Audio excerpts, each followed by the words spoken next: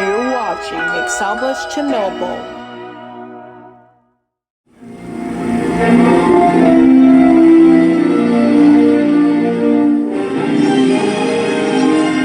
Hope that answers your question.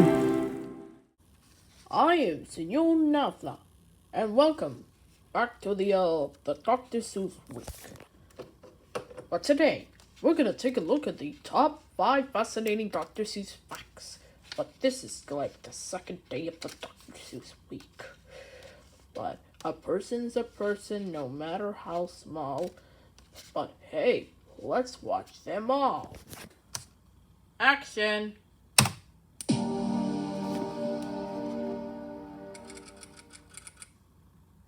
Now you're due.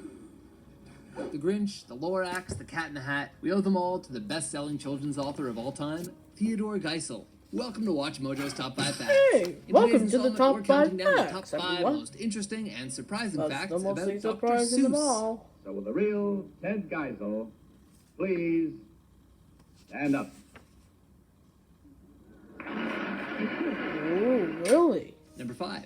He didn't like children that much. Dr. Seuss wrote for kids, and the kids loved to read. But kids of his own, he said, no, not for me. Oh, that noise. Not only did he have no children of his own, Yep. but Dr. Seuss wasn't especially There's fond not of even kids, a full children's stop. got a love it His for widow, kids. Audrey Diamond, and his former secretary, Julie Hey. Wolfe, even went so far Hey, as to so say we he was just slightly supposed to afraid of lie. them. Ted was afraid of children, I felt, because he had had almost no experience with them. According to Audrey, Seuss was always worried about what they'd do or say next, so he struggled to spend But any still notable time with the coming. millions of children But he I made happy wonder with his writing. why.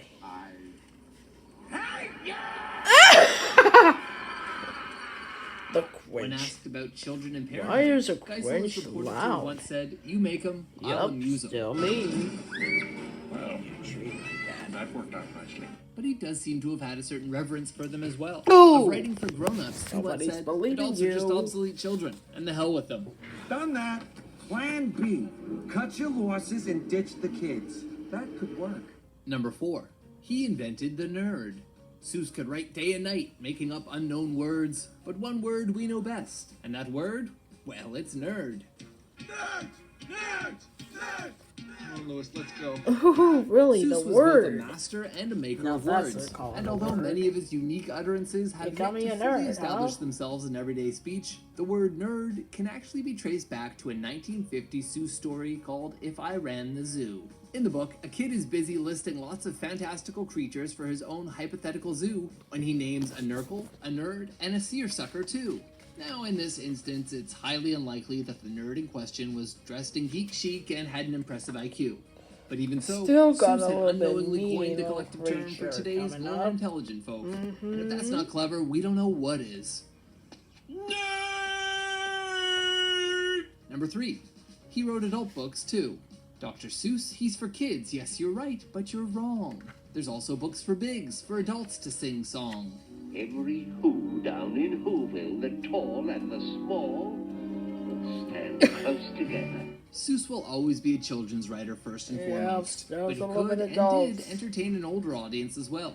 During the Great Depression, to make ends meet, Geisel made ads for the likes of General Electric, NBC, and Standard Oil.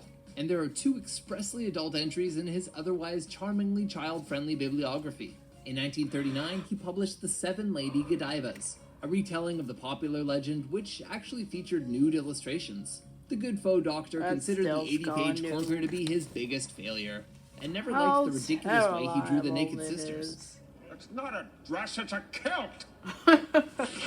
Sicko.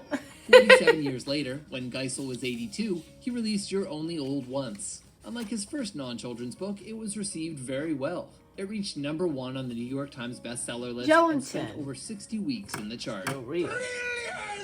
Number 2. His His rhymes were rhymes were often only political. political. When Horton heard a who, it was more than just that. Seuss's rhymes made a point, a well-versed diplomat.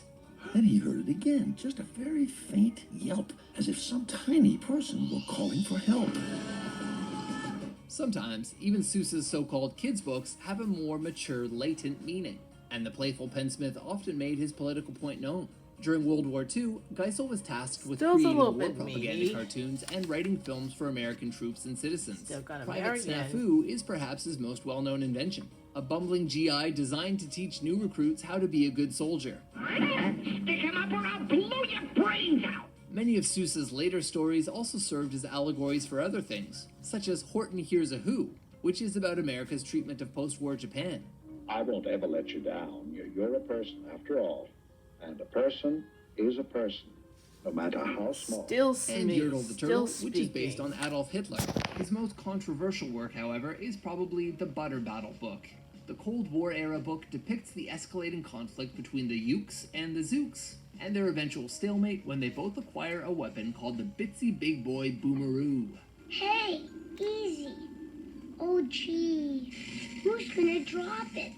Will you or will he? It's basically a thinly veiled allegory Really? of the I nuclear arms have race. never seen that before.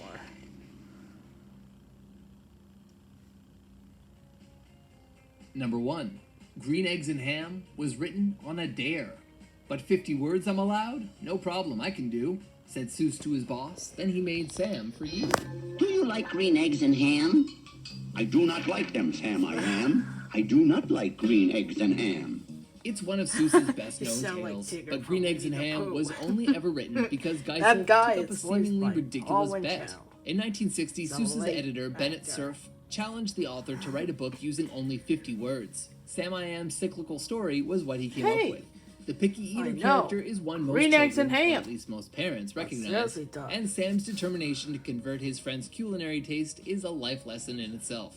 Seuss set out to make learning to read more exciting for children. It's and The easy Cat in to the Hat read. is often What do credited you know? with killing off old-school Dick and Jane stories, which were increasingly seen as boring.